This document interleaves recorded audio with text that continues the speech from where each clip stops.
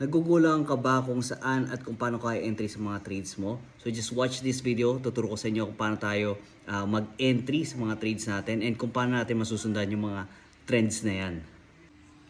Okay, so nandito tayo sa pair na sinusundan natin, itong Euro JPY. Ayan, so check natin yung daily time frame. Okay.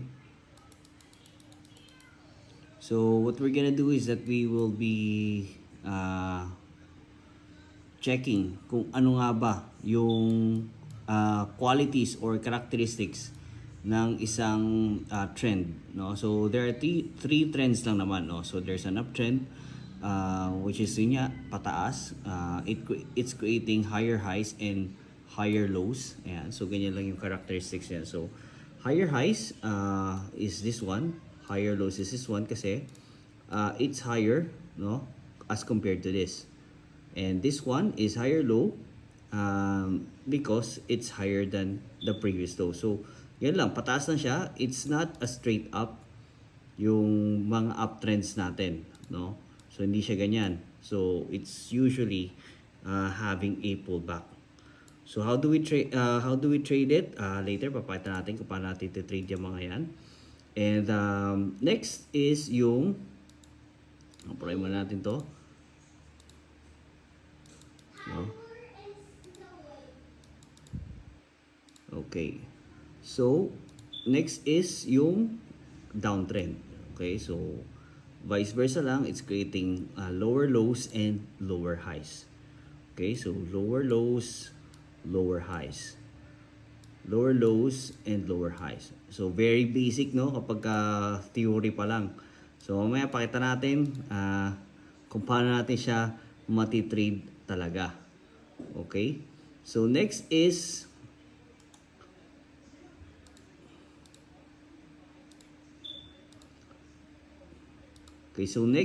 yung range lang, no? So, consolidation.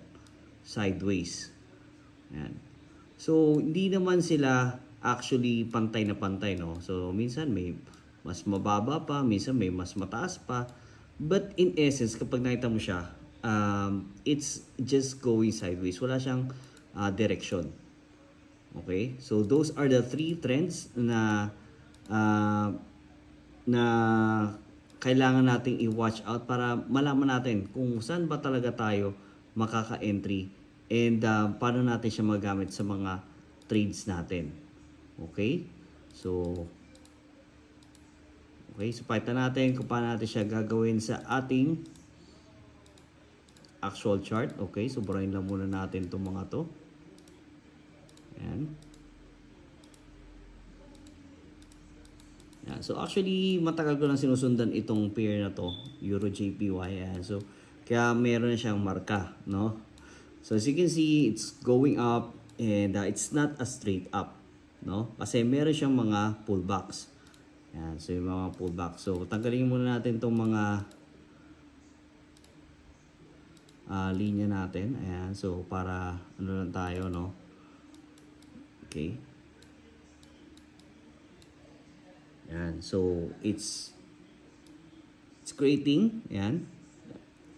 It's creating, from this point, it's creating higher highs and higher lows, higher highs, higher lows, higher highs, higher lows, and higher highs, higher lows. Yan.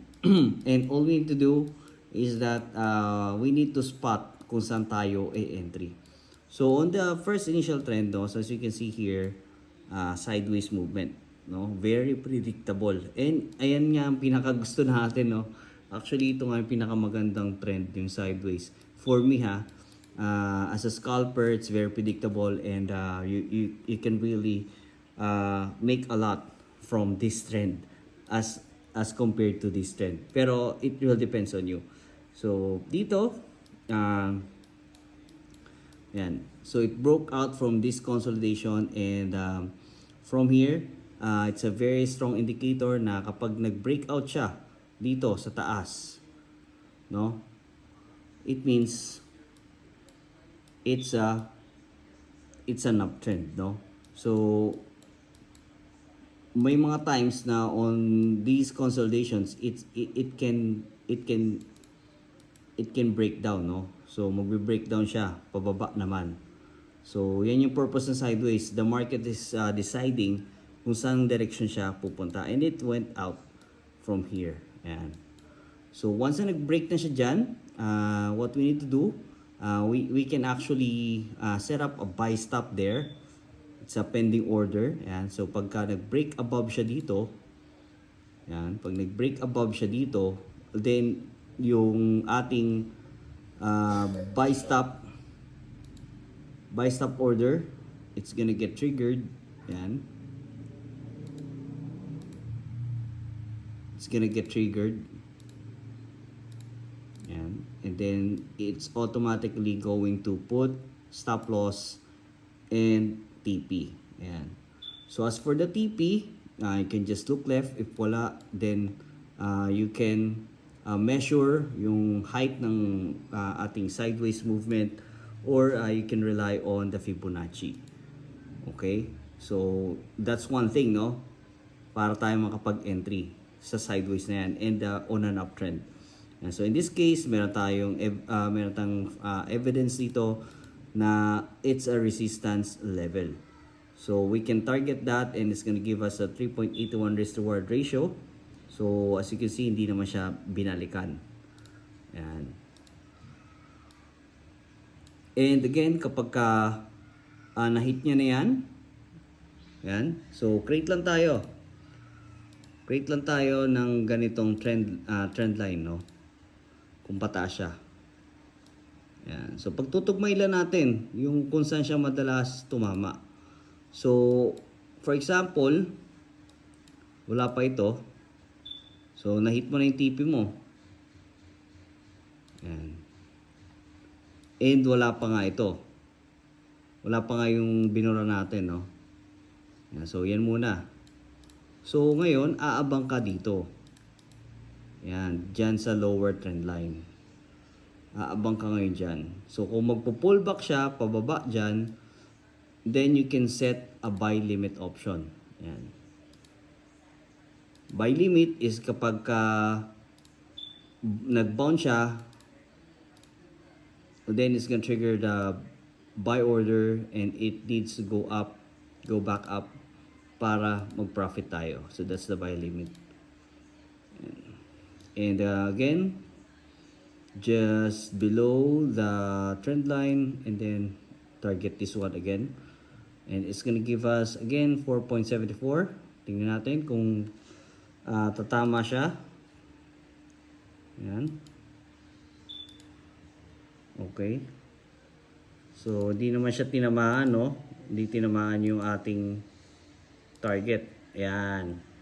So hindi tumama yung buy limit natin, pero it gives us the opportunity here.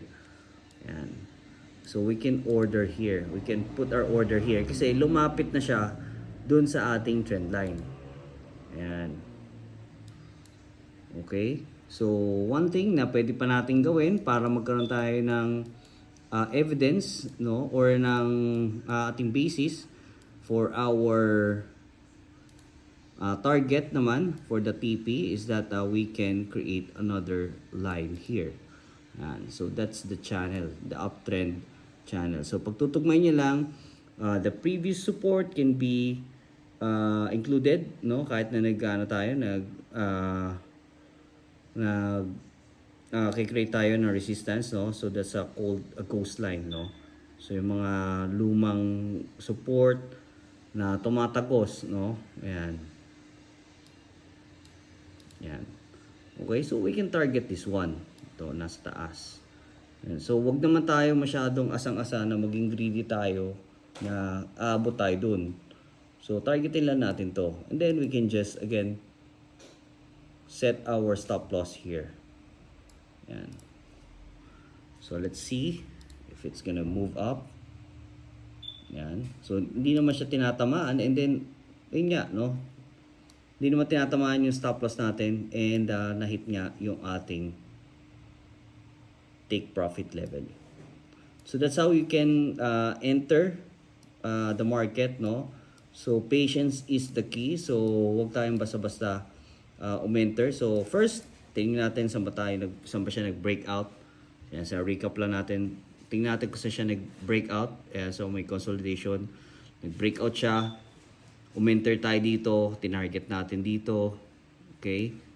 So, hindi tayo nag-enter ulit. Nag-antay tayo dito sa level na to na lumapit siya sa lower channel. And then it went up. It went back up there. Okay. So, the same thing with the downtrend, no? So, pwede natin gawin yon. And, yan. As for the sideways movement, ayan. Ito nga, yung sideways movement natin, very predictable. So, what I do here is that I'm always gathering information. So, the first move is that there. So, medyo meron tayong evidence dito, so we can go long here. And then, yan, no? We can just target this one. And then, our stop loss is below this one, no? So, assuming na hindi pa to nabubuo, no? Yan. So, we can target this one. Huwag na nating asamin itong sumobra, no? Huwag na nating asamin yan.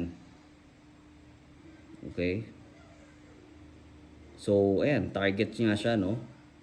Kasi nag-enter tayo dito and then tumama nga tayo dito sa resistance level. And the same thing here. Ulitin lang natin, no? Hintay tayo, buy limit tayo dito. Yan. Then, target here, stop loss here. And then, repeat the process here, no? And also, you can do a trail stop.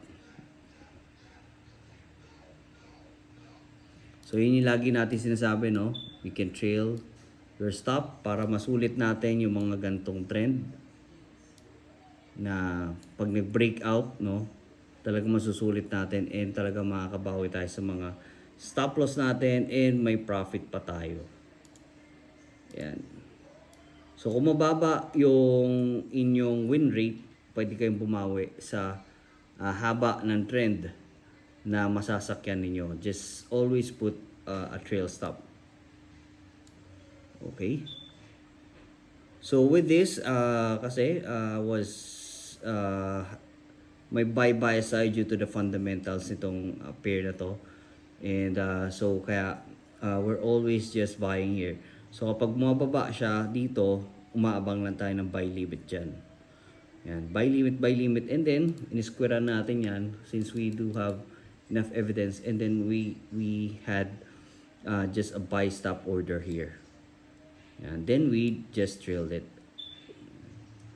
And that's it for our identifying our trends, no? So I hope you learned something here, and also you can join our Telegram community. The link is there sa profile natin, sa bio natin, or sa description box, and I hope to see you there. Okay.